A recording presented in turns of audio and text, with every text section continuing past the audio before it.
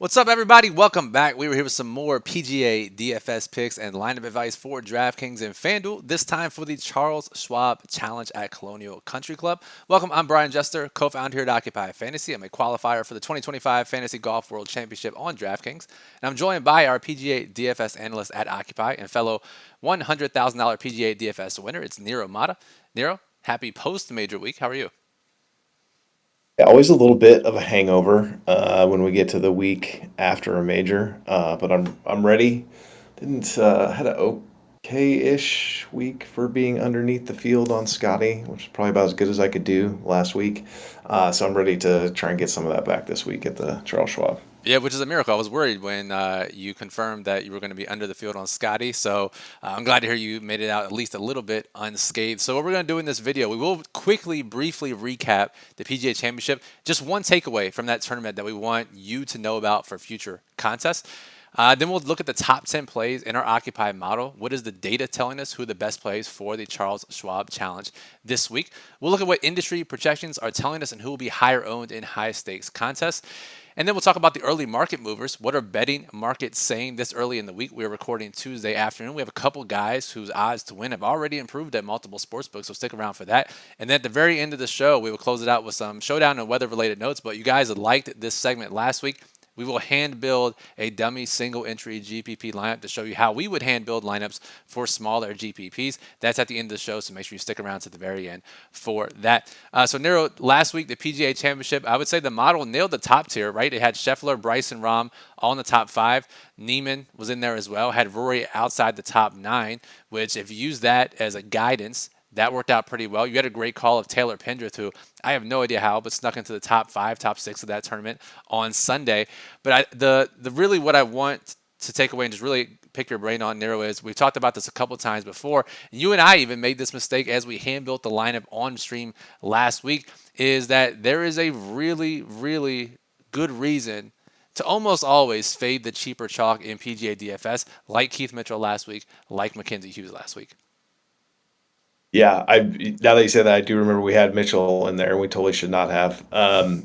Yeah, I think as we've talked about before in the plug, you and I have talked about before, like it's just so much easier in PGA because you have so many other pivot options at much lower ownership at roughly the same price that have very similar upside.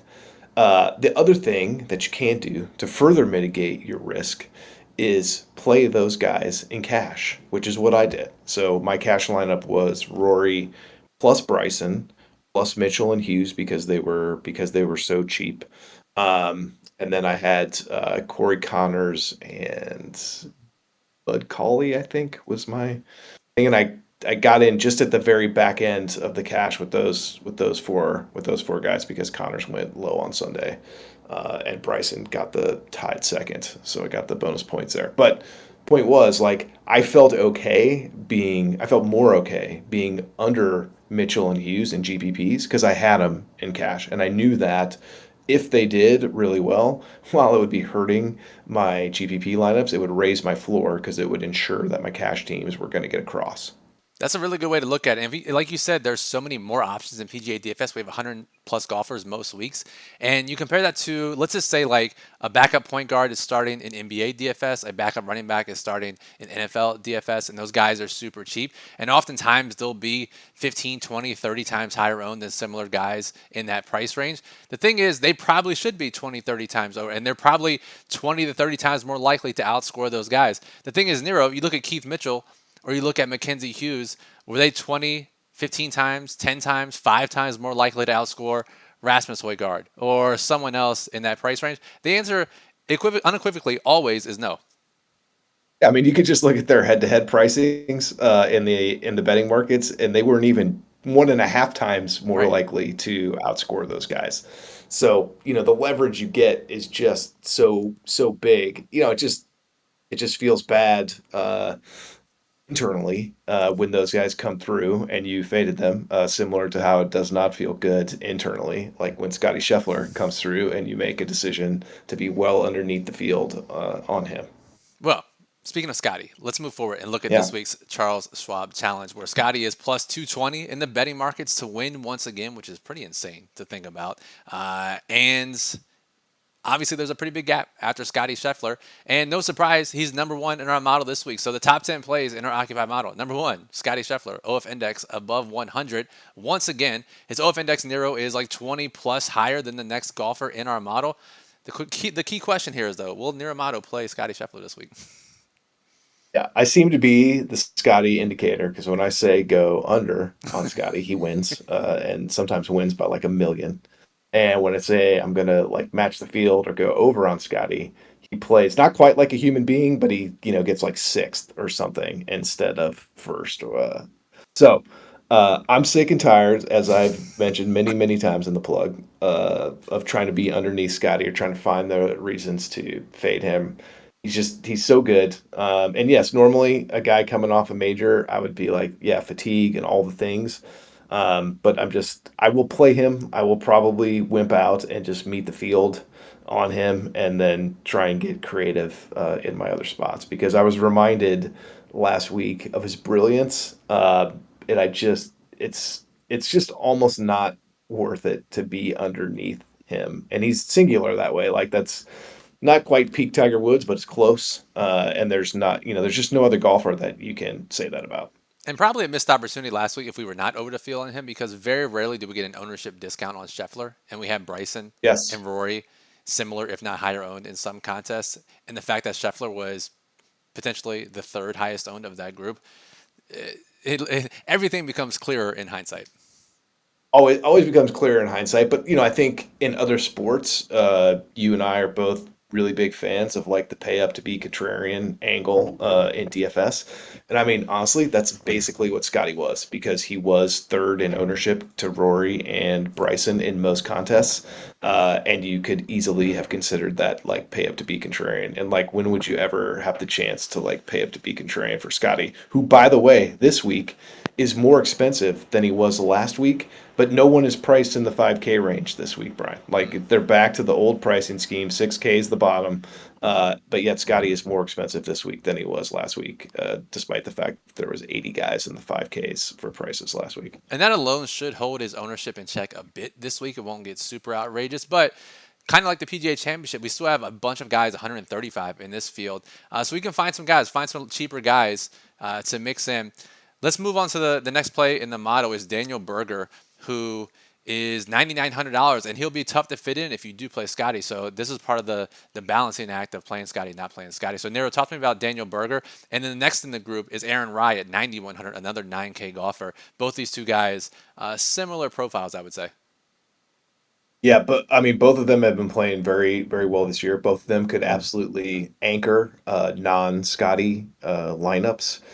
Berger was not, as good in the PGA. He was 33rd, but before that, he was 11th and third in his two starts before that. And he's had a number of top 20 finishes this year, so he's been playing really well. He did win here back in 2020, I believe, and has a couple other top 25 finishes. So we know he can handle the course. And Rye, just very good course fit.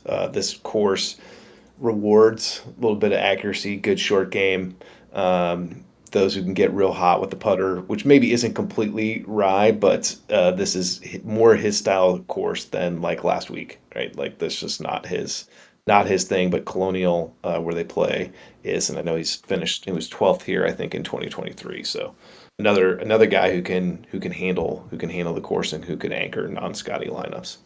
Next in the model, number 4 and number 5, are two model darlings who have been in the top of our model all season long and have mostly helped people out. And honestly, if you played Michael Kim last week, you're probably ahead of the field because most of the cheaper guys did not make the cut. But Michael Kim is number 4 this week, and JJ Spawn, who's been near the top of the model for most weeks in a row. Both these guys, once again, reside in the top 5 this time for the Charles Schwab. Yeah, both of them are very good in the scoring metrics, so birdies and bogeys, in average to difficult setups, which is what I would consider Colonial to be. Maybe not quite all the way to difficult, but close. Definitely not like an open bombing birdie fest type of thing. And Spawn also has some very good ball striking stats. And obviously, if you've been paying attention, Michael Kim's had a great year this year. So uh, both of those make a ton of sense. If you want the ultimate subjective number here, we talked about Michael Kim's Twitter account seemingly every week. He actually has the positive putting variance tag in the back end of our model, which means he is due for some positive putting regression. He had a Q&A on Twitter this week, Nero, and people asked him what he needs to work on. He said he's got some putting drills lined up this week to improve his putting leading up to the tournament. So if we can get those two married, we might have a hot putting week for Michael Kim.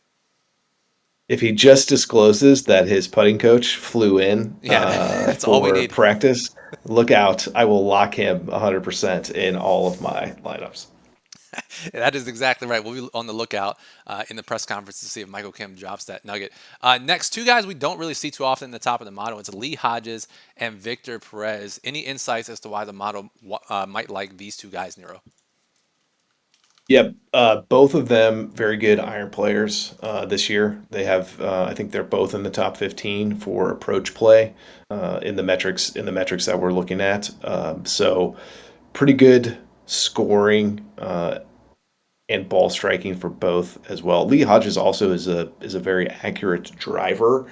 And again, this is the type of course it's got a lot of dog legs. You can hit it over some of them, but it really caters towards someone who's a little bit more accurate versus someone who's more of a bomber. So not totally surprised to see Hodges. Perez is a little more surprising.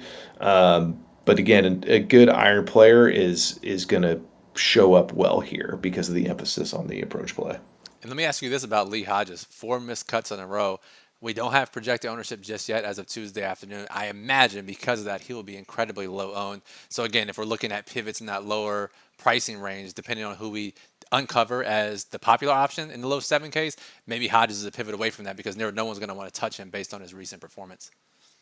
Well, I mean, look, first of all, yes, no one is going to want to touch him. The four starts before that, he was 11th, 57th, 33rd, and ninth. And then three starts before that, he was 34th, 10th, and 5th. So, very good form before these. I see five straight miscuts. Oh, that counts as Zurich though, with his partner event. But you and I talk about it all the time. We're always looking for reasons to play very low owned guys, and this would be a reason to play somebody like Lee Hodges. And the beauty of PGA DFS, again, different from motorsports. You probably only need like 9% exposure, maybe 10% exposure to Lee Hodges to get three times the field. And so, like, you're massively over the field. Even if he fails, which again is his most likely outcome, he doesn't kill you because you only had 10% exposure to him. So yeah, I think he's a great high risk, large field, large contest play. Love that. And finally, rounding out the top 10 of our model, we have Lucas Glover, Anrik Norlander, and Siwoo Kim. Now, I want to just discuss really briefly, Nero, Lucas Glover, Norlander. In addition to a couple of the guys above them on the list, they really spike in a few stats, whereas Siwoo is more of the well-rounded guy, higher long-term floor and ceiling.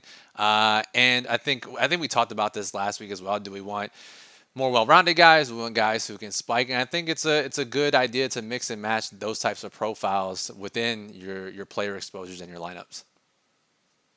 Yeah, 100%. The Siwoo also has pretty poor course form here. He's missed the cut a number of times. Now he plays here all the time because it's basically a home event for him. But he does not have the best course form. But yeah, I think you're looking for that. And even though he is more well-rounded, like Siwoo can spike, he can win, he can win big. He can win big tournaments.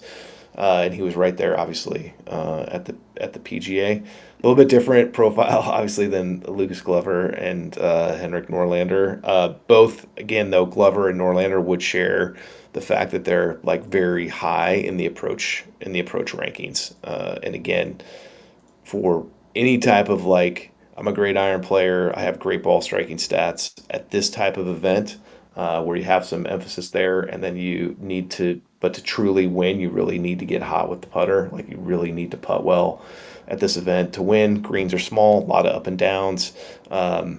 that's why you have those guys showing up at the top. And again, yes, the most likely outcome would be to make a cut, but finish down. But if you catch them on that spike week, on the putting week, then look out because they have the ball striking that can win the event. That is exactly right. And ball striking is always going to show up higher in our model, but as Nero pointed out, it is especially important this week. And you'll see that in the daily plug when Nero puts it out Tuesday night or Wednesday morning when he highlights what is important at this course, what are the important metrics. We'll see approach probably at the top of that list. So make sure you look out for Nero's daily plug with his top plays and lineup strategies and course breakdowns. That'll be on OccupyFantasy.com later this week. All right, Nero, we talked about it last week. High stakes bumps. These players based on industry projections, will be higher owned in high dollar GPPs, small field GPPs where pros can play. And I think the best example was Keith Mitchell, who was 14, 15% in the $25 millionaire. You look at him in the $300 GPP, for example, he was 35%. So a big plus 20% increase in his ownership. Now, that is probably one of the more extreme examples, but these guys that you're about to name next will always see this sort of bump.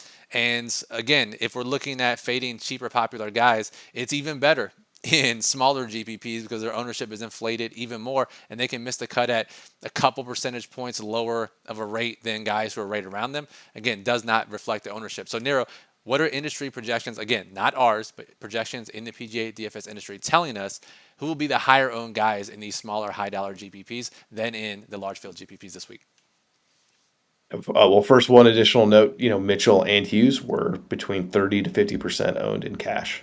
So once again, that just tells you, and your most casuals not playing cash. So again, your best values tend to dominate those cash game contests, and they were both massively owned there. So for this week, got four players in both DraftKings and FanDuel that should be more owned in high stakes contests. So that's Scotty Scheffler, Takumi Kanaya, Aaron Rye, and Brian Campbell.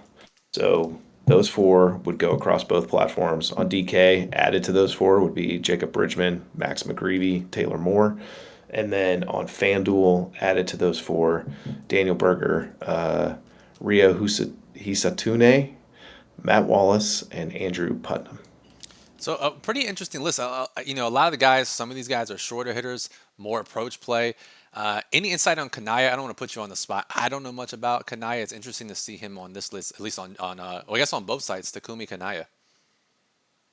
Yeah, he's again, I think if you, as we've talked about before, if you make both lists, you're usually just mispriced relative to your betting odds, we'd say. He did miss the cut at the PGA before that, 45th at the Myrtle Beach Classic, the opposite field event, fifth at the CJ Cup, and he was 18th with his partner at the Byron Nelson. So hasn't played here before, but he's got that fifth place at the Byron Nelson, very close by in Texas. Pretty well regarded international player. So I think you've just got a case of someone who's a little bit mispriced for what their winning odds are in the betting markets. Very interesting. Oftentimes, again, you can find that out yourself, and whether it's in our model or somewhere else, you can sort by DraftKings or FanDuel salary compared to the odds to win the tournament. And if someone sticks out as it being too low odds to win, they'll probably have higher ownership than what you would expect, especially in smaller GPPs. Now, speaking of betting odds, Nero, let's move on and let's talk about the betting market this week for the Charles Schwab. And there are three guys, it looks like, who are moving at multiple sports books. Their odds to win have improved already just from Monday morning all the way through Tuesday afternoon. We don't have any official trifecta list yet where a guy has moved at all of the sharp sports books that we monitor. We will have that official list as we always do on Wednesday afternoon in the Daily Plug Wednesday update and in our Discord server Wednesday night. But Nero, three guys this week. Who are they, and any thoughts about why they might be moving so early? Yeah, well, the first one is Daniel Berger. So we've talked about him already. I think we've probably given a number of potential reasons why he's moving already. Next one is Nico Echeverria. So, pretty good play from him lately without going crazy. Like he hasn't missed a cut since the players back in March.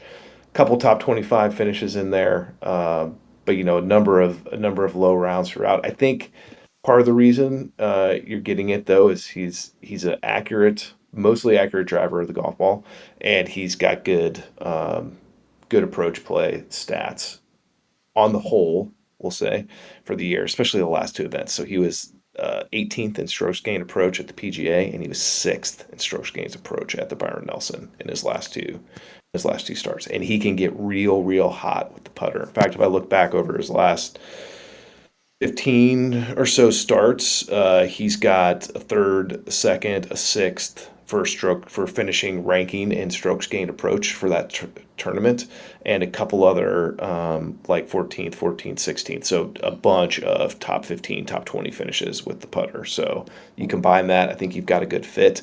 And then the other one is Davis Riley. So if you're paying attention to the PGA, obviously he was right there. Had some chances. He's the defending champ. He's one of my former golfing boyfriends. And there was a minute there actually on Saturday where I thought I was going to be in better shape when Bryson took the solo lead, and then my two golfing boyfriends, Michael Thorbjornsen and Davis Riley, were both like in the top five, and I was like, "Oh, look out! This is going to be my week." And then it immediately, like literally within like the next 20 minutes, just exploded, and that was the end of that. Well, I mean, all things considered, we have to be pretty proud of Riley, what he's done since you've been here at Occupy, right? He's won this event last year, has finished high up in a couple other events at low ownership to make us some money. So why not again? Why not Davis Riley? And just really quickly about Nico Echeverria, the odds that have moved, I mean, his odds have moved dramatically at the two books that I saw. So I think that's something to take note of. Yeah, so as you and I like to say a lot, somebody knows something Yeah. somewhere. When they move that much, again, I can see reasons for it in the stats, but that big of a move might say that there's something else at play there. You could have something with the coach, some change, beneficial change in the background with the caddy or coach or some other life situation or something like that. So yeah, definitely something to take into account. And certainly, even today, I could say, make sure you have Echeverria in your player pool. Like, I don't even doesn't even matter what happens the rest of the time before lock. He's somebody worth putting in your pool right now. So we will keep that in mind as we are about to hand build a single entry GPP lineup here on the video. Really quickly, before we do that, Nero, do you have any weather notes for this event? Any showdown notes? It looks like it might get pretty windy over the weekend, and that's pretty typical for this event. But any chance a wave edge may materialize? It's a good, yeah. I think so. First of all, you need to understand that this would be the type of event that is often wind affected, uh, just because it's in Texas, the time of year that it happens. I I do think the gusts are going to be up. At the moment, I don't see a huge wave advantage. Maybe a slight one for the Thursday afternoon folks, but again, that would be very slight, and that's pretty far out in advance. I would pay attention to the plug, to the Discord channels, and if you're not in any of those, that's fine. Just make sure you're checking it yourself before you finalize your lineups on Wednesday night. Absolutely. All right, that's good stuff. Now let's build this lineup. And as we did on last week's video, when Nero and I hand build lineups, this is the kind of exercise that we do. And generally, we do it on Wednesday evenings. We have all the latest updated information at our disposal, and the ideas that we implemented last week will apply once again this week. Is who is the cheapest guy we feel comfortable using? We'll keep ownership in mind for this. Which players have been hit in multiple pieces of our content, whether it's in the daily plug, rank high in the model, they are in the Wednesday update, they are a trifecta play, whatever it may be. Let's keep in mind ownership throughout this. We have a new one to introduce because even though he was in the field last week, Nero, the question you and I always ask if we're building a single entry lineup is to Scotty or not to Scotty. So based on what you've told me so far, I'm going to assume our answer for this lineup that we're building on video as an example, we're going to play Scotty and figure the rest out. Is that correct? Yeah, let's just play them. And I've got some thoughts on how I'd want to do my non-Scotty lineups, but yeah, I haven't really thought too much about how I want to do my Scotty. So let's do that because it'll be good. We can learn together. Perfect. All right, so we put Scotty in, 7,200 left per player. Not that much left immediately. So the lowest and cheapest guy we feel comfortable using. I will say this based on what we relearned for the 100th time last week. Let's try to avoid the cheaper guys that the industry projections are telling us will be popular already. Again, we don't have exact ownership yet, but we know these guys will be popular. So Kanaya, Brian Campbell. I think that's it on DraftKings. Bridgman, McGreevy, Taylor Moore, depending on their price tags. We'll try to avoid those guys. So anybody in the 6K range, Nero, 5K. I mean, yeah, Brian Campbell, 6,400. So we will avoid him because we know he'll be popular. Who's the cheapest guy right now that we've talked about maybe in this video, or you have a good piece of information on Nero? Who's the cheapest guy you feel comfortable using? Yeah, well, you got one at 7K, which is Echeverria. Let's put him in. Let's So put him in. he's not. Yeah, let's just add him in. He makes a good one for this.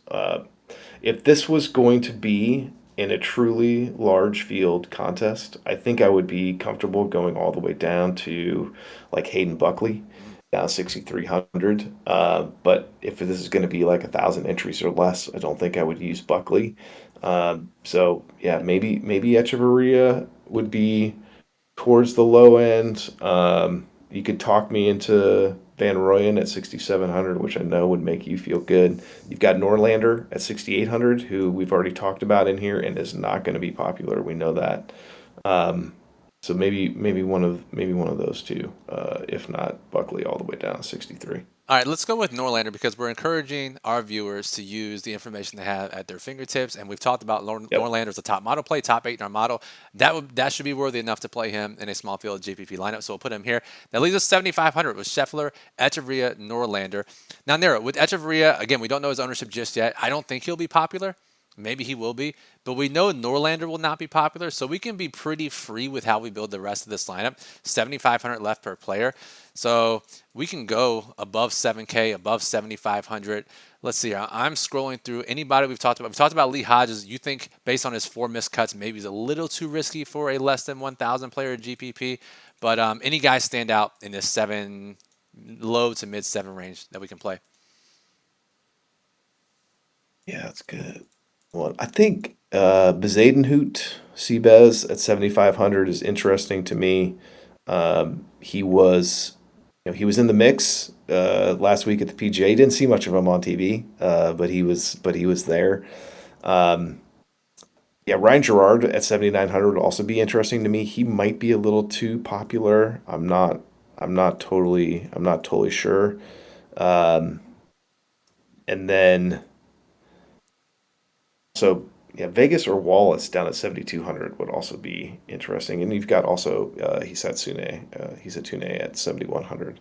Yeah, interesting. You know what? Let's just assume, and this is a great way to do this exercise as we prepare to get out of here. Is let's just say Lee Hodges' ownership steams up a little bit, right? And let's say he gets up to 5% in our model.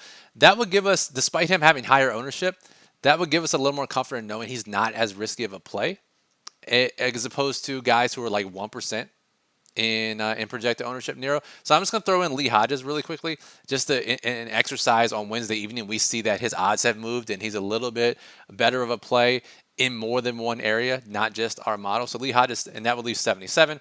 We could play Smalley, Kitayama, Tom Kim, your favorite of this group. But again, this is the exercise that we're doing every week, Nero. And as you see, the problem with playing Scotty this week is we're basically playing like 4 to 5, 7K guys, and he has to win. And this is the reason why, Nero, you are so opposed to playing him on some of these weeks, because a lot of the lineups that play Scotty just end up looking similarly, and now we're just flipping coins on who can pick the best 7K guys. Yeah, I mean, for this type of lineup to crush, and again, this is what he did CJ Cup, right? But he really needs to dominate because otherwise you can beat him with a more balanced build that has more guys that end up in the top 10.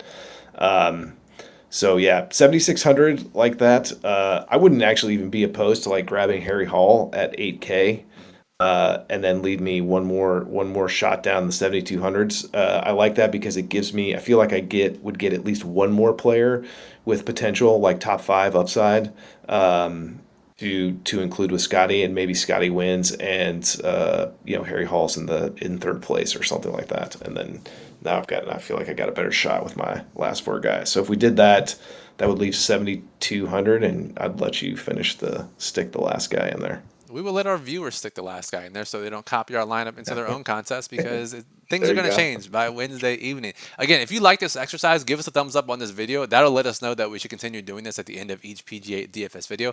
Give us a thumbs up. If you're not subscribed already, subscribe to the channel. It's free to do. Great way to support the channel. Helps us continue making these videos. You'll get notified when we go live or upload any future videos. Any questions you have about PGA DFS, about this week, any particular players, lineup constructions, any ideas we talked about in this show, drop a comment below. It'll help us in the algorithm, but it'll also help you get your questions answered for this week's contest.